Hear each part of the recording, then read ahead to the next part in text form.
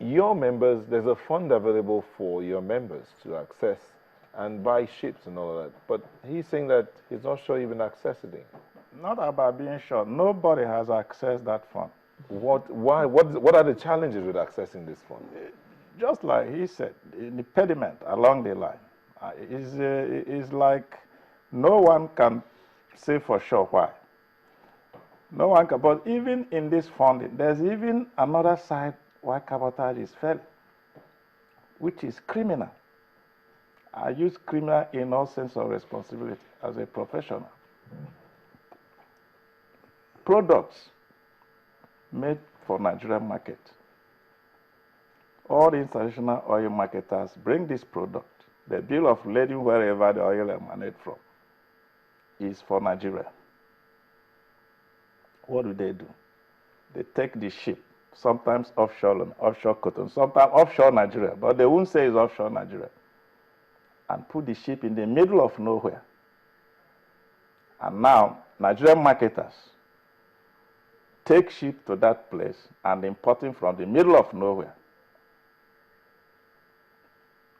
It is so dangerous, and security-wise, it's not acceptable. In international shipping, it's criminal, particularly with the advent of this terrorism.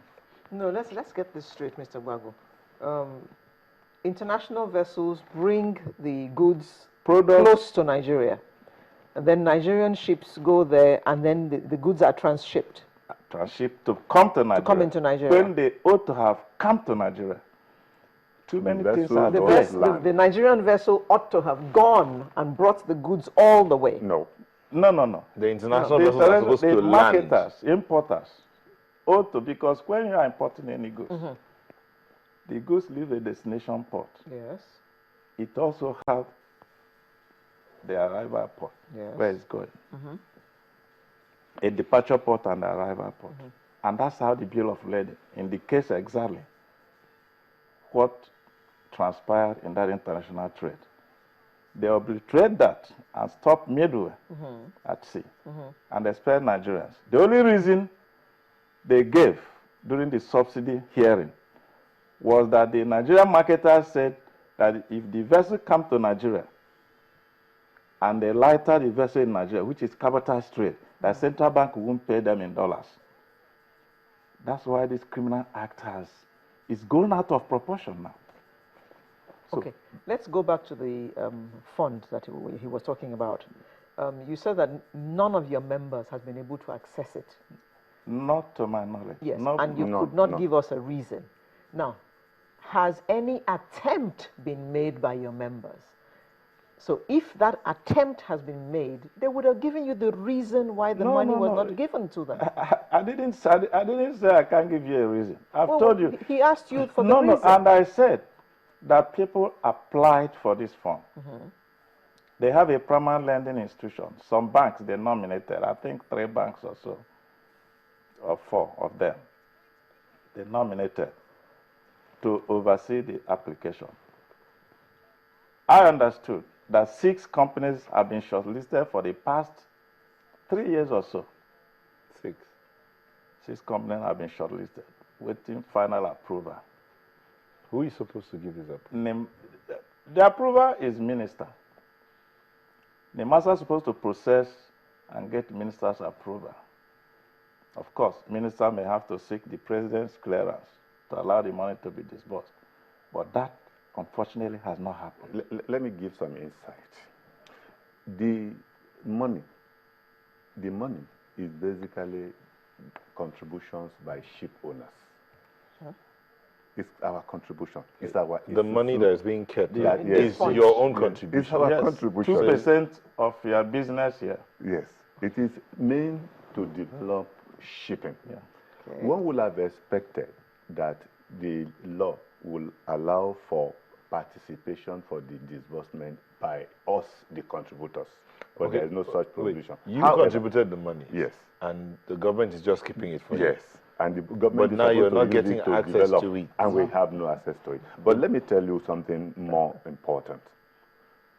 The government is asking the banks to disburse the money. Okay? The money, the contribution for the purchase of a ship is divided into three.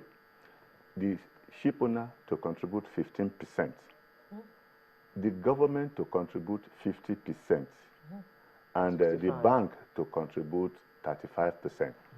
But the government, according to the Act, is also asking the bank that, look, my 50% I am contributing, please guarantee me. So invariably, the bank is contributing how many? 85%. That is the crux of the matter. The bank is a commercial bank. You are asking the bank that, look, take this money, keep it, but disburse money to Captain Labinjo's company. However, guarantee me that my money that is with you, is intact. So what you have done is you have told the bank. Clarify this. Yes. You have a contribution, as you 15%. said, you're a susu. Yes. That all of you have put together. Yes. Is it from there that the 15% is coming? No. Okay, that's from your own pocket. That's from my pocket. So that money now makes up what percentage of the money? Which one? The money from the susu. Yes. The susu is supposed to give me a 50%. That's the one that government is contributing. That is the one government is contributing. And then bank adds the 35%. So the but susu is actually your money. Exactly. But government is now holding on to it to give to you. And I've been holding on to it. Okay. Mr. Iwale. So before you ask the SSA, the issue is you are now asking a commercial bank to carry out a developmental bank activity. Is difficult. So the best way out is to have a developmental bank who will understand the nitty-gritties of shipping, and that is a maritime bank. Use our Isusu, use it as a seed money, form a developmental bank as you have in agriculture, agric bank, infrastructure, manufacturing, you have BOI, and so on and so forth. In mortgage, you have mortgage bank. These are developmental bank. The way these things play out are different. A developmental bank does not operate the same way as a commercial bank does. So the problem we are having is, one, apart from the bureaucracy associated with the disbursement of the cabotage vessel financing fund, we also have the issue of operational issues, as I've just explained to you. Okay. But that was not the intendment of the Act. Yes. What he has explained. It's not the intendment of the Act. That's not the intendment of the Act. The intendment of the Act was to finance a Nigerian owner completely. That's what cabotage is all about, to finance the vessel. Completely? But without you bringing in anything? No. But what has happened is the workings of the internal workings, which are not in line with what the Act says. Because there was ship acquisition and shipbuilding fund. People are saying those who got the ship acquisition and shipbuilding fund took it as a national cake. So they are trying to see measures, put in measures so that somebody can also have a contribution and a measure where bank will be able to recover this money. That's why all those things have happened. Okay. Mr. Iwale, I'm sure you've been listening to this conversation about the shortcomings, the challenges that they're having with the funding. They contribute their own quota. Government's supposed to do its own part. Government is not doing it. As you said, you're aware of all of this. What's the way forward? How do we move away from this point where we are? Yes, thank you so much. I think the best way forward is for, one, let us get the CBN. I've written to the central bank governor, and I've tried to follow up the letter several times also. I'm yet to get a position from the central bank. The marketers claim that before they are qualified to get their monies in dollars, it means that they must provide evidence that the transshipment was done from waters outside Nigerian waters.